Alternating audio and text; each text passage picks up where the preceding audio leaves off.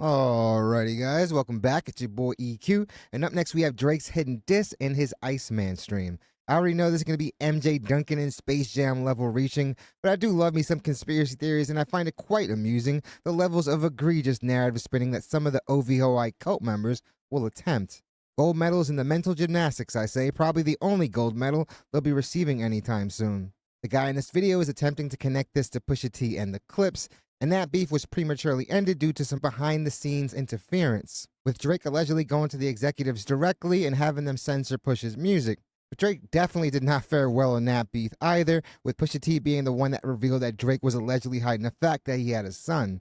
And Drake, it's hard to call these guys washed when they just sold 118,000 copies of their latest album, which was only 4,000 shy of their classic debut album, Lord Willin', if I'm not mistaken. And with their newest project, Let God Sort 'Em Out, being a favorite to win Rap Album of the Year this year, most definitely makes that washed narrative totally half-baked and erroneous.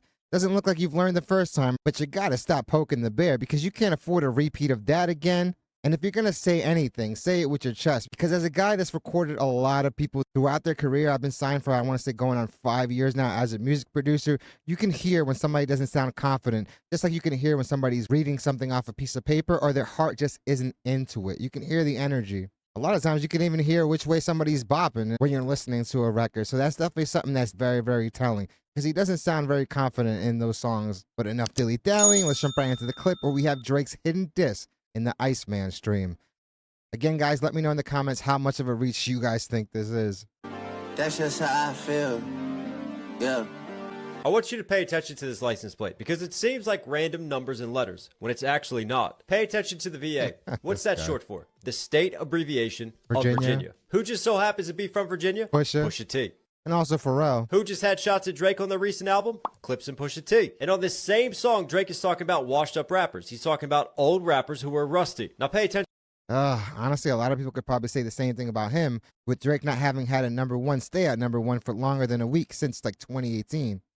And I will say this, Drake, your music has definitely sounded very uninspired for quite some time now. And like I said in the intro, guys, selling 118 copies of anything is definitely something I would call successful. To these numbers: 34, 55, and 54. When you add them up, they come out to 143. Now Drake, Mr. Nokia, Mr. Snake, he knows all the classic references. Numerically, 1 stands for I, 4 stands for love, and 3 stands for you. The classic 143 translating over to I love you. Now put it together. You know what's crazy? A lot of people that do like numerology and stuff like this can basically pull whatever answer they want to get out of something like this. I actually remember this one guy on the Joe Rogan podcast that did something like this, and he was able to determine like 3 different outcomes from the same equation. So this is definitely a reach, but you never know. Drake has definitely proven to be very petty, and whether it's the lack of total self-awareness or just a bruised ego, man, he'd probably be crazy enough to do something like this.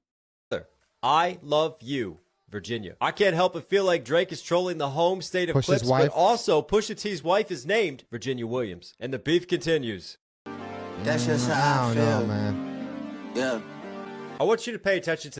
And what's crazy about these new records in the Iceman episode 3 stream, these songs literally sound like alternate versions of What Did I Miss? You're basically saying the same things with like slight variations in the beat and flow. While anything is possible in this day and age, man, I feel like we've seen weirder things. This definitely just seems like a reach to me. Because that license plate could have been a total coincidence.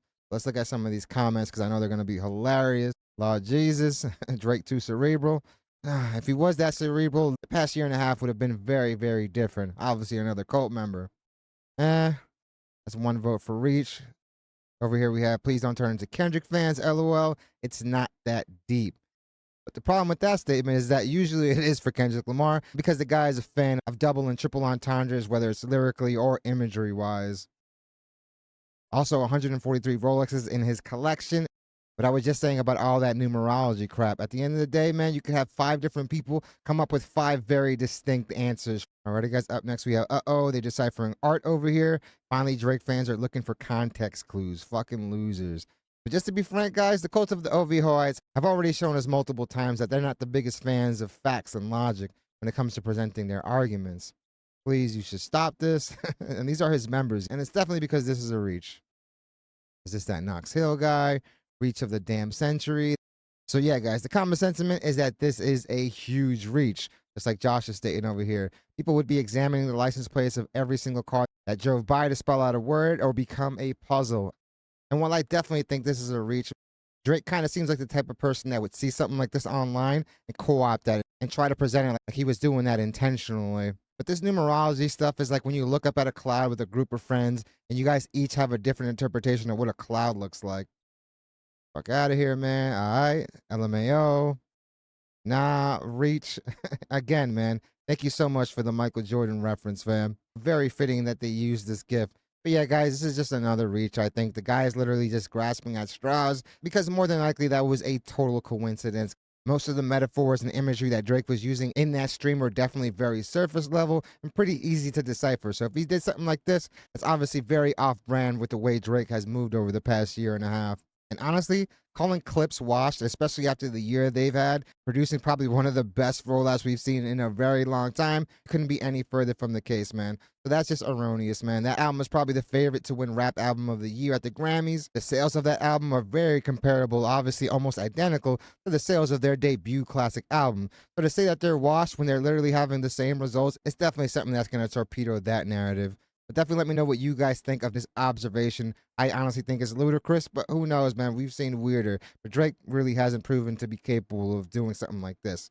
But definitely let me know what you guys think in the comments and let me know how much of a reach you guys think this is because I'm pretty sure we're going to get some hilarious comments about this matter. But definitely hit the like and subscribe button, guys. It does the channel wonders. I really want to thank you guys so much for continuing to make this channel a part of your day.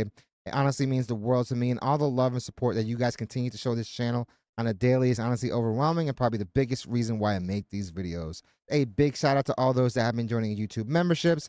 It's a small way to support the channel, but definitely goes a very long way in helping out. And I also want to send a very big super thank you to all those that have been sending super thanks. Because again, it's a tremendous way to help out the channel. And the last month has honestly been record breaking when it comes to that. So I really want to let you guys know how grateful I am for all of that. Also want to send another shout out to all those joining the Discord. That's probably going to be one of the easiest ways to send out any video reaction recommendations or just to keep the dialogue going. So I really want to thank all those that have been joining that. I'm also going to be a lot more active on the X account, which is all in the pinned comment and the description of the video. So definitely follow that when you guys get a chance. And also send me video recommendations on there as well. If you guys see a cool post or a cool conspiracy theory having to do with the culture, I would definitely love to check it out. So I hope you guys love this video, and I hope to see you guys soon. And Drake, it sounds like you've lost your heart, fam, and your confidence.